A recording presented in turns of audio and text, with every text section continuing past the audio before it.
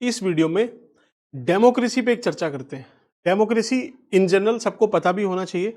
जो लोग या जो बच्चे एग्जाम के लिए देख रहे हैं उनको भी इसमें बहुत सारी चीजें सीखने के लिए मिलेगी। इन जनरल आपके काम की चीज है, देखना आपको मजा आएगा। ठीक है, पहली चीज अभी आराम से कॉन्सेप्ट देखते हैं। डेमोक्रेसी ये ऐसे नहीं कि बस कॉन्सेप्ट है, आप समझना आपके जो भी मिथ हैं थोड़े बहुत इसमें जरूर बस्ट होंगे। आपको एक सिंपल डेफिनेशन पता है कि क्या है, अभी तक जो किसी से भी पूछो बस इस डेफिनेशन को देगा, उसके अलावा कोई और डेफिनेशन नहीं है। वैसे डेमोक्रेसी की कोई ऐसी डेफिनेशन है ही नहीं। जिसको भी आप बोलते हो वो क्या है, ये देखिए, टू द पीपल, यही तो बोलते हैं। For the people, for the people and by the people.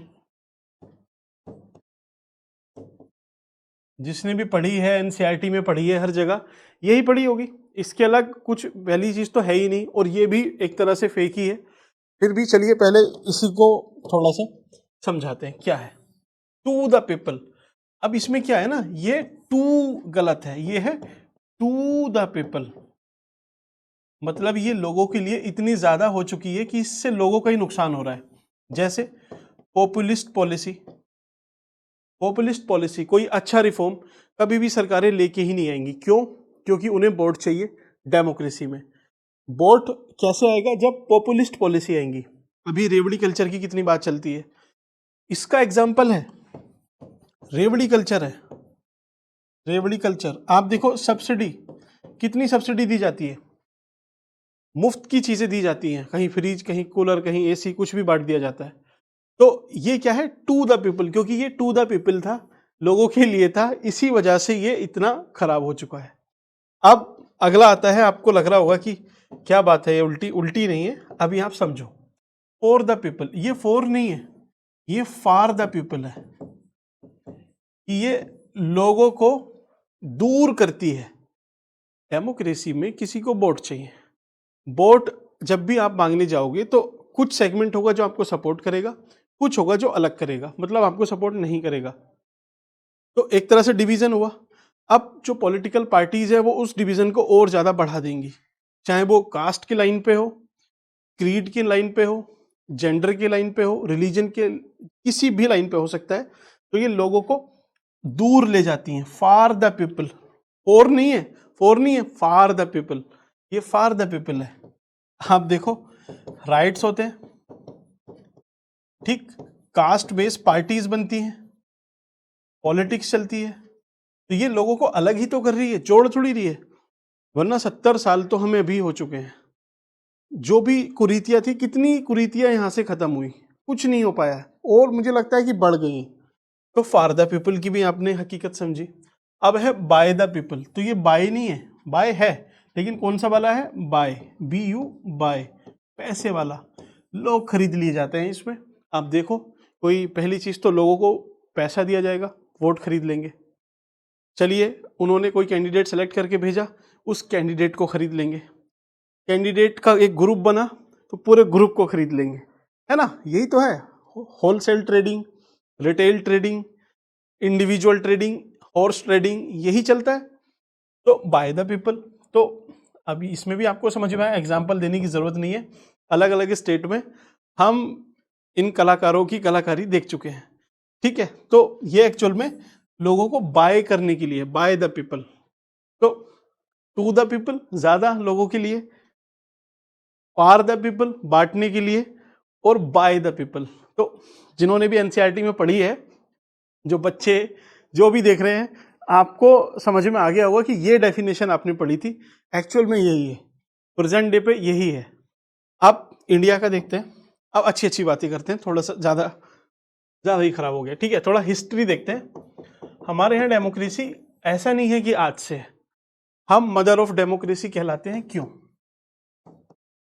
Mother of democracy? Mother of democracy ऐसे नहीं है कि बस बोलने के लिए हम विश्व गुरु हैं, मदर ऑफ डेमोक्रेसी है। आप सबने हिस्ट्री पढ़ी है, ठीक है, सबने कहीं ना कहीं से पढ़ी है। आप देखो, आपसे मैं पहले पूछूं, पहली रिपब्लिक कौन थी हमारे यहाँ पे? गणराज्य जिसको बोलते हैं, ठीक है, नाम बताना कमेंट सेक्शन में, सबको पता है। वैशाली का नाम सुना है? और देखना उसके बाद डेमोक्रेसी हमारे मतलब वैदिक सभ्यता, अगर आप देखोगे वैदिक कल्चर के बारे में अगर आपने पढ़ा होगा, तो वहां पे सभा का कॉन्सेप्ट था, सभा और समिति। तो ये क्या थी, एक तरह से इलेक्टेड बॉडीज थी, ये ही डिसीजन मेकिंग बॉडी थी, ये डिसीजन लेती थी। इसको ब्लैक करते हैं, चलिए ठीक है। तीसरा, आप और थोड़ा सा आगे आओ तो डेमोक्रेसी चलती जा रही है। आप देख लो जो सदर्न किंगडम है साउथ में, चोल चेर पांड्या, वहां पे चोला एडमिनिस्ट्रेशन में भी देख लो या किसी में भी देख लेना, जो टेम्पल थे उन टेम्पल में एक तरह से इंस्क्रिप्शन लिखे होते थे। इंस्क्रिप्शन, उस पर लिखा होता था कि ये कंडक्ट है किसी भी रिप्रेजेंटेटिव के, और जो भी बॉडी चुन के आएगी उसके इतना टेन्यूर होगा, इतने लोग होंगे, ये उसके रूल्स हैं, ये चीज उसको नहीं करनी है, डू एंड डोंट सब कुछ लिखा होता था। ऐसा ही एक इंस्क्रिप्शन आपने सुना होगा, नहीं तो आप सर्च करना भी, Uttaramerur inscription, UTTRA, Uttaramerur inscription, ये तमिलनाडु में है। इसमें देखना सभा समिति के बारे में या ग्राम समाज के बारे में पूरा कंडक्ट दिया हुआ है। तो ये ही है वाइब्रेंट डेमोक्रेसी की पहचान। चौथा, आपने सुना होगा जो कर्नाटक है वहां पे वसावा, भगवान वसावन्ना, इन्होंने क्या है, अनुभव मंडपम, जिससे आज का भी जो प्रगति मैदान में दिल्ली में G20 मीटिंग जिसमें हुई थी, भारत मंडपम, वो भी इसी से इंस्पायर्ड है। तो उसमें आप देखो क्या चीज है, ये उस टाइम की डेमोक्रेसी, और डेमोक्रेसी का जो स्पिरिट होती है जहां पे डिबेट, डिस्कशन, डेलिब्रेशंस होती है, उसके लिए बनाए जाते थे। ठीक है, तो डेमोक्रेसी तो थी। चलिए, उसके बाद से डेमोक्रेसी का डिटीरिएशन हुआ इंडिया में। फिर भी कुछ लोग मानते हैं कि 1950 या 1947 में हम इंडिपेंडेंट हुए और फिर डेमोक्रेसी हमारे यहाँ आई। उस डेमोक्रेसी से आप समझो आज के टाइम पे पूरा अगर हम वर्ल्ड ले लें, दुनिया ले लें, तो पूरी दुनिया की पता है कितनी जनता है? 8 मिलियन से प्लस है, 8 बिलियन प्लस है, 800 करोड़, अगर मैं आपको मोटा मोटा बताऊं 800 करोड़ लोग हैं। इस 800 करोड़ का हार्डली 30 से 32%, इतना लगभग इतना ये पॉपुलेशन है जो डेमोक्रेसी के अंडर है, ये डेमोक्रेसी के अंडर है। बाकी यहाँ पे कहीं भी डेमोक्रेसी नहीं है। बाकी जो जनता बचती है आपकी 68%, वो डेमोक्रेसी रिजीम में या डेमोक्रेटिक रिजीम में नहीं रह रही है। ठीक, अब इसमें देखो, इस 32% में ये 32% है टोटल, इसमें से 17% तो इंडिया ही है, 17 नहीं, इवन 18% है आज,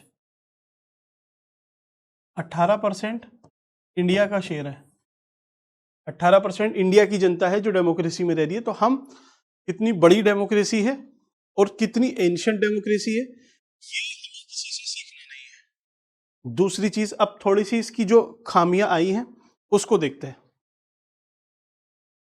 चलिए, पहले मैं आपको चैलेंजेस बताता हूं कि डेमोक्रेसी के चैलेंजेस एज ए सिटीजन भी आपको पता होनी चाहिए, और प्लस आप अगर कोई एग्जाम देने जा रहे हैं उसके लिए भी आपको काम आएंगे। हमारे यहाँ 1 नेशन 1 इलेक्शन चलता है। 1 नेशन 1 इलेक्शन मतलब चलने की बात चल रही है। 1 नेशन 1 पर्सन वोट, एक व्यक्ति एक वोट डाल सकता है, ऐसा चलता है। लेकिन हमारे यहाँ 1 कैंडिडेट 2 कॉन्स्टिट्यूएंसी का कॉन्सेप्ट है। एक कैंडिडेट है, वो 2 अलग अलग कॉन्स्टिट्यूएंसी से लड़ता है। तो क्या ये इक्वलिटी है? बिल्कुल नहीं है। पहली चीज इसी में रिफॉर्म होना चाहिए। ठीक है, दूसरा रिफॉर्म क्या होना चाहिए, हमारे यहां पैराडॉक्स ऑफ पुअर है। Paradox of poor people with rich representatives. मतलब चलता क्या है हमारे यहाँ इंडिया में, आप देखो जितने भी पॉलिटिकल लोग हैं या फिर जो विधायक सांसद जिनको आप चुन के भेजते हो, वो सब कि हम गरीब की सेवा करेंगे, गरीबों के लिए तत्पर हैं। गरीबी पे उनसे कितने भाषण दिला लो, वो खुद भी गरीब होते हैं, लेकिन जब पहुंचते हैं 4-5 साल का कार्यकाल रहता है और जब 4-5 साल की वो जन सेवा कर लेते हैं, सो कॉल्ड जन सेवा करने के बाद वो करोड़पति बन जाते हैं। अगले साल जब वो एफिडेविट डालते हैं अगले 5 साल बाद, वो सब करोड़पति निकलते हैं। यकीन नहीं हुआ आपको? अभी आप एक रिपोर्ट देखना, इंडिया टुडे की है शायद या किसकी है, चलिए मैं आपको कोट करता हूं विद रिपोर्ट।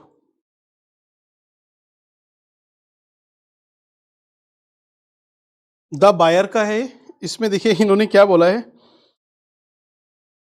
कि 18वीं लोकसभा में, ये जो अपनी लोकसभा चल रही है, इस टाइम पे 93%, 93% एमपी करोड़पति हैं। ठीक है, कितने हैं? 93%, लगभग सभी लोग हैं, बाकी 6-7% ने छिपा के रखा होगा। तो ये सब करोड़पति हैं। ठीक, और हमारी जनता, हमारे यहाँ ग्लोबल हंगर इंडेक्स में रैंक देखो 110 से प्लस ही है, 111 है। न्यूट्रिशन लेवल देख लो, 40% के आसपास लोग अभी भी अंडर नरिश्ड हैं। और एन नंबर ऑफ किसी भी इंडेक्स को उठा के देख लो क्या हाल है लोगों का, लेकिन इन्हीं लोगों की राजनीति करने वाले लोग कितने रिच हैं, कितने बढ़िया हैं, ये एक सरकारी रिपोर्ट ही कहती है। ठीक है, चलिए, और आपका अच्छा एक चीज और इंटरेस्टिंग चीज देखना इसमें, ये सब ना 2009 में, ये जो 93 है, 2009 में ये आंकड़ा कितना था? 35%। एक बार लेट मी रीचेक, हाँ ये 35% थे सिर्फ करोड़पति, और आज 2024-25 हो गया, 2025, इन 15 सालों में ये 93% तक पहुंच गए हैं। तो देखिए गरीबी कितनी बढ़िया, गरीबी उन्मूलन हमारे यहाँ हो रहा है डेमोक्रेसी में, डेमोक्रेसी से। तो मैंने आपको बताया डेमोक्रेसी की डेफिनेशन वो बिल्कुल फिट होती है इस पे। ठीक, पैराडॉक्स ऑफ पुअर, जनता गरीब है लेकिन उनके जननायक अमीर हैं, गरीब भी हैं तो अमीर बन ही जा रहे हैं 5 साल की अपनी जो भी उनका कार्यकाल है पूरा करने के बाद। ठीक है, तो चलिए और देखते हैं। अब एक बात चलती है क्रिमिनलाइजेशन की, कि इसमें क्रिमिनलाइजेशन बहुत है, बिल्कुल है। एडीआर का डेटा है लगभग 43% जो एमपीज है हमारे यहाँ, सिटिंग एमपीज हैं, वो क्रिमिनल केसेस हैं उन पे, और एक एक नहीं मल्टीपल केसेस हैं।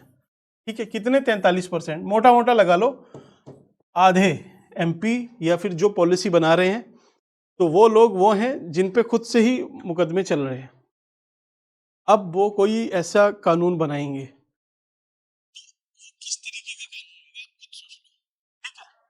डेमोक्रेसी में आप देखो ना, 550 में से आपके 272 आ जाते हैं, तो आप मेजोरिटी, एकदम थंपिंग मेजोरिटी आपको मिलती है, और लगभग 250 के आसपास आपको दिख रहे हैं। 43% कितना होगा? 20-15, हाँ लगभग इतना, 250 से थोड़ा सा कम। इतने लोग आपके यहाँ वैसे ही क्रिमिनल बैठे हुए हैं, कथित रूप से क्रिमिनल, ऐसे एलिगेशन नहीं लगाएंगे, लेकिन हाँ इसमें कुछ तो सत्य होगा ना, कुछ लोग तो होंगे जो बाद में कन्विक्ट होंगे। तो खुद सोचो वो कितने साल तक सत्ता की मलाई चाटने के बाद क्या करेंगे वो फिर। ठीक है, तो क्रिमिनलाइजेशन एक बहुत बड़ा इशू है, ये छोटा मोटा इशू नहीं है। अगला है क्रोनी कैपिटलिज्म। कैपिटलिज्म, आप मुझे पॉलिटिकल फंडिंग दो, पैसा दो। देखिए अभी ये बात चलती है, अडानी का मुद्दा है, अंबानी का मुद्दा है, मोदी जी हैं, राहुल गांधी है, ये है वो है, कुछ नहीं, कि उन्होंने उनको टेंडर दिए, इस वजह से उनका इतना अच्छा राइज हुआ, उन्होंने फिर पैसे दिए। आप एक बात बताओ मुझे, कोई भी व्यक्ति अगर पॉलिटिकल डोनेशन देता है, चाहे रतन टाटा जी देते हैं, वो तो अभी खैर स्वर्गीय हैं, लेकिन कोई और, अजीम प्रेम जी हैं जो इतने बड़े फिलेंथ्रोपिस्ट हैं, कोई भी लोग देते हैं, तो वो क्यों देंगे? आप खुद सोचो। कहने की लैंग्वेज में एक तरीके से आप बोल सकते हो कि ये डोनेशन है, डोनेशन नहीं है, वो एक तरह से रिश्वत है, कि ठीक है हम आपको इतनी रिश्वत दे रहे हैं, आप सत्ता में आइए, जब आप आएंगे तो आप हमारा ये काम करना, नहीं तो अगली बार हम नहीं देंगे। सिंपली, इससे ज़्यादा और कुछ नहीं है, सिंपल वर्ड्स में यही है। आप उसको कैसे भी बोल दो सीधी सी लैंग्वेज में कि ऐसे हो रहा है वैसे हो रहा है, सिंपली इतना है। आप पैसे देते हो किसी को, बस उसको उसके बाद आपने काम लेना है उनसे, उसी लिए आप पॉलिटिकल फंडिंग करते हैं। आप में से बताइए जितने लोग देख रहे हैं, क्या आप किसी भी पॉलिटिकल पार्टी को 100 रुपये भी देंगे? क्यों दोगे? नहीं देते जनरली। कौन देता है? जो देता है वो काम लेता है, फ्री में कोई नहीं देगा। ठीक है, तो ये क्रोनी कैपिटलिज्म, ये पॉलिटिकल फंडिंग की वजह से है। फंडिंग खत्म हो जाए, बात खत्म। सिंपली भाई, सरकार इतना सब पैसा खर्चा करती है, एक बजट में एलोकेशन कर दे कि 1000 करोड़, 2000 करोड़, 5000 करोड़ अलग से ये इलेक्शन लड़ने के लिए है। इसमें जितने भी कैंडिडेट खड़े होंगे सबको इक्वल फेयर प्ले मिलेगा और इसी में से पैसा खर्च होगा। इससे बाहर कोई भी अपना पर्सनल 1 रुपया या फिर कहीं से चंदा लेके नहीं लगाएगा। सिंपल हो गया। थोड़ी बहुत इसमें टेक्निकलिटीज होंगी, लूप होल्स होंगे, लेकिन एटलीस्ट ये पॉलिटिकल डोनेशन वाली बात तो बिल्कुल वेग लगती है। ठीक है, और उसके बाद एंट्री बैरियर्स है। एंट्री बैरियर्स, जो जनरेशन पॉलिटिशियन या फिर पॉलिटिक्स से चली आ रही है, उसी की जनरेशन को पावर ट्रांसफर हो रही है।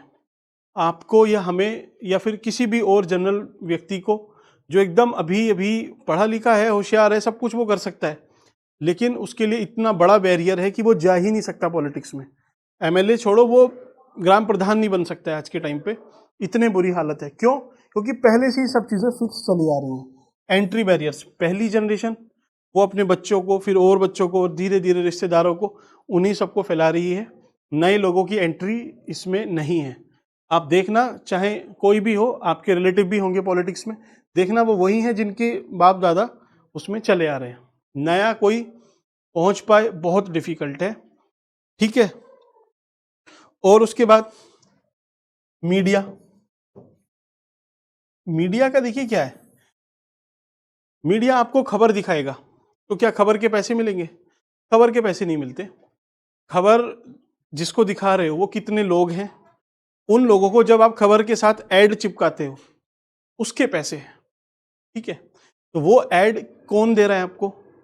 कोई सरकारी गवर्नमेंट दे रही, मतलब गवर्नमेंट दे रही है, कोई प्राइवेट एजेंसी दे रही है, कोई कंपनी दे रही है, तो वो अपने इंटरेस्ट कैसे सर्व करा रही है?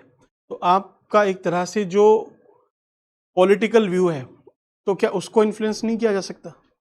आप खुद सोचो, एक पेपर आपने, अगर सपोज ये पेपर है कोई, इसकी आप फोटो स्टेट कराने जाना, 1 रुपये से कम नहीं लेगा।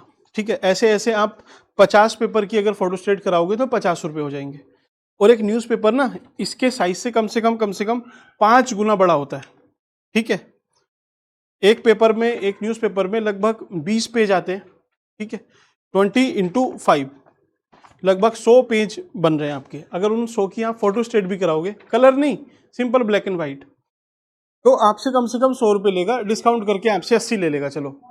लेकिन न्यूज़पेपर आपको कितने का पड़ता है? 10 रुपये। द हिंदू कभी कभी संडे को 15 का पड़ता है, इंडियन एक्सप्रेस भी इतना ही, दैनिक जागरण 5, ये सब इतने के हैं। भाई 80 रुपये का खर्चा है, प्रिंट हो रहा है इतने में। क्यों? सब चीज़ों के रेट बढ़े हैं। आप देखो 2000 से लेके अब तक हर चीज़ के रेट बढ़े हैं, इनके रेट नहीं बढ़े। क्यों? एडवर्टीजमेंट इनको इतना मिलता है, तो वो एडवर्टीजमेंट स्पॉन्सर्ड नहीं हो सकता? क्या आपके व्यू को इन्फ्लुएंस करने के लिए नहीं हो सकता? तो आप सबको इस पे भी सोचना चाहिए। ठीक है, और देखते हैं, 1 सेकेंड।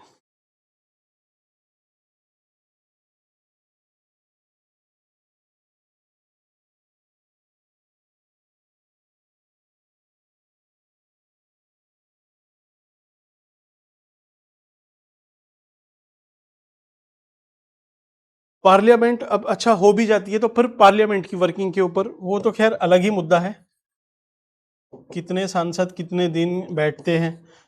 आप एक सरकारी नौकरी करने जाओ, सरकारी प्राइवेट कहीं भी जाओ, आपको सरकारी चलो छोड़ भी दो, नौकरी भी नहीं, आप स्कूल में जाओगे, आपको मिनिमम अटेंडेंस लगानी पड़ती है अपनी। ठीक है भाई, 75% तो कम से कम मांगते ही हैं हर स्कूल में, इससे कम होंगी तो आपकी वो थोड़ा आपको परेशान करते हैं। लेकिन वो सोचो किस टॉप लेवल पे बैठे हैं, उस संसद में बैठे हैं जिससे आपकी आने वाली जनरेशन तय होगी। उनकी कोई अटेंडेंस है? कुछ नहीं है। कोई आए जाए, अभी तो खैर वो कुर्सियां उठा के तोड़ नहीं सकते, वरना पहले कुर्सियां ही फेंकते थे। तो जो एक क्लासरूम था वो बस वहां पे एक एलिट रूम में ट्रांसफर हो चुका है। बाकी उससे ज्यादा हमारी डेमोक्रेसी में इतना बड़ा चेंज नहीं आया है। क्योंकि आप देख लो आज भी हाय हल्ला, सब शोर शराबा, किसी की अटेंडेंस पूरी नहीं, कोई आता है कोई कभी भी उठ के चला जाता है। डिसरप्शन, डायलॉग, डिबेट, ये सब चीज़ खत्म हो चुकी है। सिर्फ डिसरप्शन, शोर मचाना, बात अपनी करना, किसी का माइक बंद हो जाना, कोई बोलना, यही सब चलता रहता है। तो वो क्या रूल्स बनाएंगे आपके लिए? तो डेमोक्रेसी हमारी बड़ी है, बड़ी हो रही है, लेकिन क्या सही तरीके से हो रही है? इसी में आपको सॉल्यूशन भी देना है कि भाई इसको ठीक करना है हमें, कि वन नेशन, भाई ये वाला लेके आना है कि कैंडिडेट एक है तो एक ही कॉन्स्टिट्यूएंसी से लड़ेगा, दूसरी से या दो से लड़ेगा, तो उसके ऊपर अगर वो हार जाता है या फिर हार जाएगा तो बात ही खत्म, जीत जाता है दोनों सीट से, तो एक सीट जब वो छोड़ता है, जिस सीट को छोड़ा उस पर डबल पैसा उसको देना पड़ेगा इलेक्शन कराने के लिए, ठीक है? या तो ये चीज़ हो। दूसरी चीज़, ये जो रिच हैं इनका भी कोई समाधान होना चाहिए। वन लाइन में इनका कोई सॉल्यूशन बताया नहीं जा सकता, ठीक है? क्रिमिनलाइजेशन के लिए देखिए, इनके लिए फास्ट ट्रैक कोर्ट, बिल्कुल ऐसी त्वरित सुनवाई होनी चाहिए ना कि ठीक है विद इन 6 मंथ जितने भी मुकदमे हैं एक कोर्ट बनाया जाए, उठा के वहाँ पे लेके आओ सारी फाइलें और डिसमिस करो। सही, या तो उनको बोल दो कि ये ठीक है कन्विक्टेड है, या फिर उनको एकदम एक्यूट फ्री कर दो उनको, लेकिन कुछ ना कुछ इन पे होना चाहिए, ठीक? अगला है क्रोनिक कैपिटलिज्म, चंदाखोरी ये बंद करो। सिंपली या तो एक फंड का प्रॉपर एलोकेशन हो जाए, उसी से सब उठा ले। क्राउड फंडिंग भी होगी तो उसमें भी फिर भ्रष्टाचार हो ही जाएगा। इसका भी अपना अपना, इस पर भी कोई रिपोर्ट बननी चाहिए।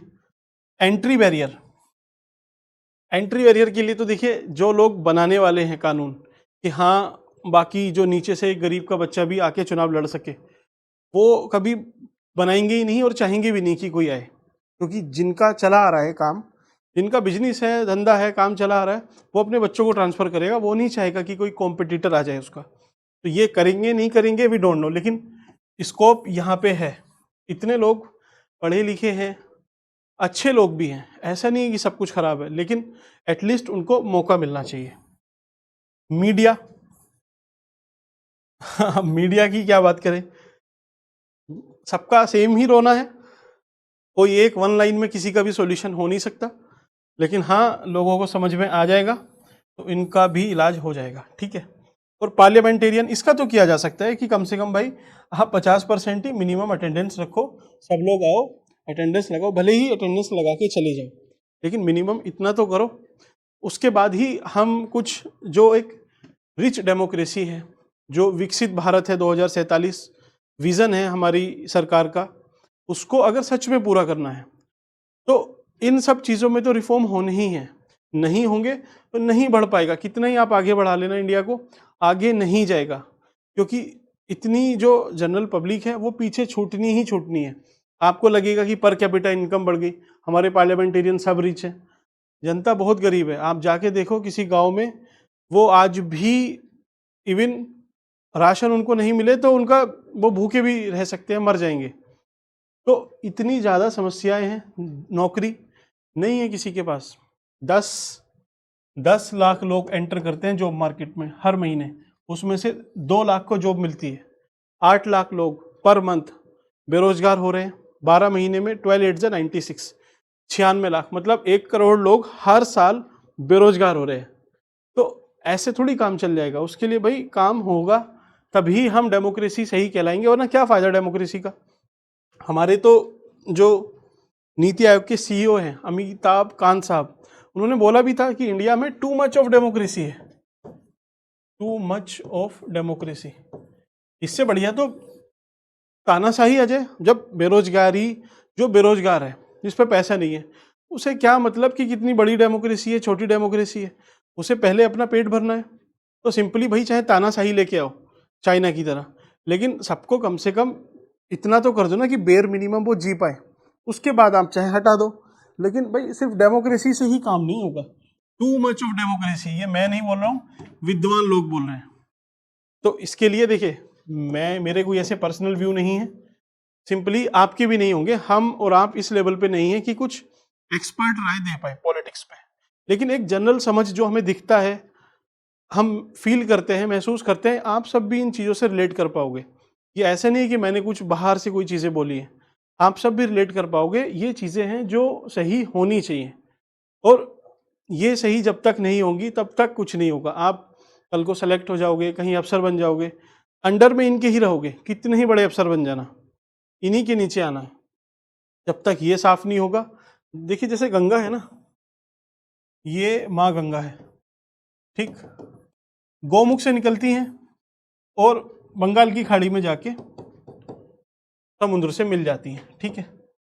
इसमें अलग अलग नदी, छोटी छोटी धाराएं, सरिताएं सब मिलती रहती हैं। अब आप इसको साफ करने पे लगे रहो, गंगा को, लेकिन इन रिवर में जो पॉल्यूशन आ रहा है इसको नहीं रोकोगे जब तक, तो गंगा साफ कभी नहीं होंगी। तो कहीं पे पॉलिटिक्स का गंदगी है, कहीं पे किसी और चीज़ की गंदगी है, तो हर पॉइंट हमें पहले यहाँ पे ठीक करना पड़ेगा, तब ही हम विकास के महासागर में जाके गिर पाएंगे। वरना डेमोक्रेसी के थ्रू, ये डेमोक्रेसी है, अच्छी चीज़ है, डेमोक्रेसी अच्छी चीज़ है, खराब नहीं है, माँ गंगा अच्छी है, पवित्र है, पावन है, लेकिन आप हरिद्वार में स्नान कर सकते हो, आप वृंदावन में या फिर मथुरा में यमुना जी में जब स्नान करने जाते हो, संकोच होता है, क्यों? वो दिखता है, जबकि माँ वो भी हैं। तो सिंपल बात है, आपको अगर विकास के महासागर में जाके मिलना है, तो आपको जो पॉइंट सोर्स है, जो नॉन पॉइंट सोर्स है, उनको रोकना पड़ेगा, उनका जो पोल्यूशन है उसको रोकना पड़ेगा। चाहे सीवेज ट्रीटमेंट प्लांट लगाओ, कुछ भी करो, वो रुकेगा, तभी गंगा साफ होगी, तभी कुछ हो पाएगा। तो आप अपनी राय रख सकते हैं, सही लगी या गलत आप बताना। चलिए मिलते हैं आपसे, थैंक यू।